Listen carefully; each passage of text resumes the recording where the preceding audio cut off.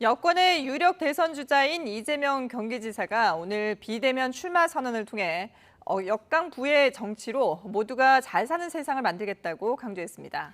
어제 윤석열 전 검찰총장 부인 김건희 씨가 자신의 의혹에 대해 직접 입장을 밝힌 것을 두고는 여야에서 모두 좋지 않은 판단이라는 지적도 나오고 있습니다.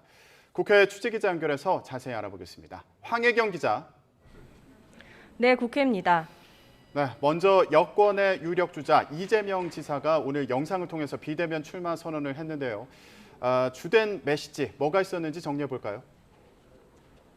네, 미리 만들어둔 출마 선언 영상을 유튜브와 SNS에 동시 공개하는 방식으로 출마 선언에 나선 이 지사입니다. 코로나19 상황을 고려해 최대한 국민이 불안하지 않게 출발하겠다는 의미를 담았다는 설명인데요. 앞서 야권 유력 주자인 윤석열 전 검찰총장은 애국의 상징적 장소에서 지지자들이 대거 모인 가운데 출사표를 던졌는데 이 같은 전통적인 방식과 차별화된 전략으로 받아들여지고 있습니다. 영상은 14분가량 이어졌는데요. 먼저 대한민국 주권은 국민에게 있다는 헌법 제1조를 읽은 이 지사는 새로운 담론보다는 기존에 자신이 강조해왔던 공정과 성장에 대한 신념을 피력했습니다. 잠시 들어보시겠습니다. 공정성 확보, 불평등과 양극화 완화, 복지 확충에 더해서 경제적 기본권 보장으로 모두가 최소한의 경제적 풍요를 누리는 사회라야 지속적인 성장과 더 나은 국민의 삶이 가능합니다. 네, 특히 강자의 욕망은 절제시키고 약자의 삶을 보듬는 억강부약의 정치로 모두 함께 잘 사는 세상을 향해 가야 한다고 강조했는데요. 규칙을 지켜도 손해가 없고 억울한 사람도 억울한 지역도 없는 나라, 기회는 공평하고 공정한 경쟁의 결과로 합당한 보상이 주어지는 사회여야 미래가 있다면서 준비된 역량을 발휘할 기회를 달라고 호소했습니다. 영상 공개 뒤 곧바로 국립서울현충원을 찾아 무명용사의 탑을 참배한 이 지사는 세상은 이름 없는 민초들의 헌신과 노력으로 만들어지고 그분들이 나라를 지키셨다며 감사의 뜻을 나타내기도 했습니다. 현재는 이 지사를 포함해 민주당 대선 주자 9명이 처음으로 한자리에 모여 공명선거 실천을 서약하고 첫 국민 면접으로 기자들과의 질의응답을 진행하고 있는데요.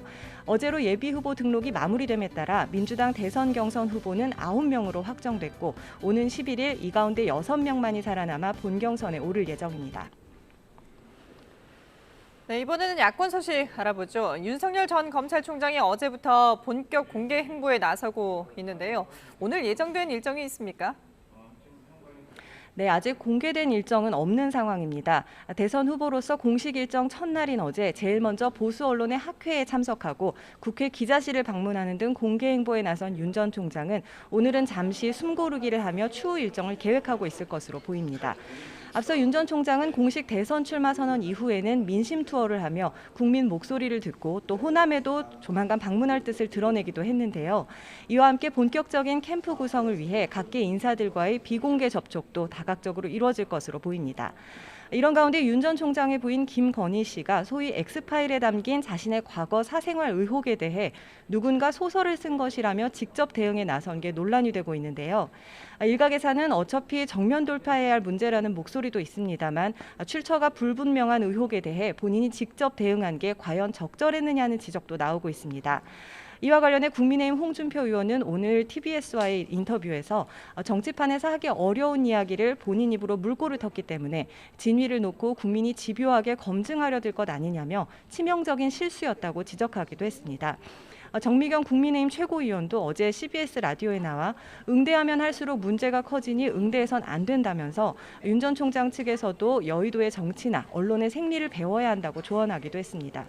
이와 관련해 윤호중 더불어민주당 원내대표도 라디오 인터뷰를 통해 듣기 싫은 이야기가 많았을 것 같은데 오히려 직접 인터뷰하면서 전 국민이 알게 한 계기가 됐을 수 있다면서 불리한 판단이라고 평가했습니다.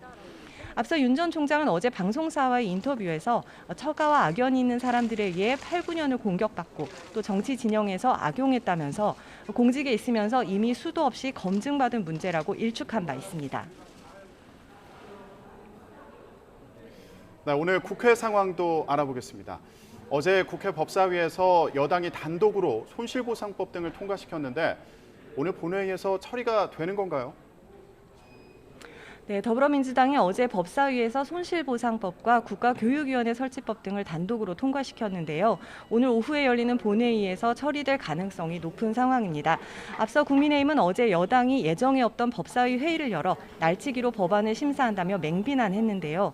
특히 손실보상법은 국민의힘에서 그간 강력히 주장해온 소급 적용 부분이 빠진 상태라 본회의 통과를 앞두고 반발이 계속될 것으로 보입니다.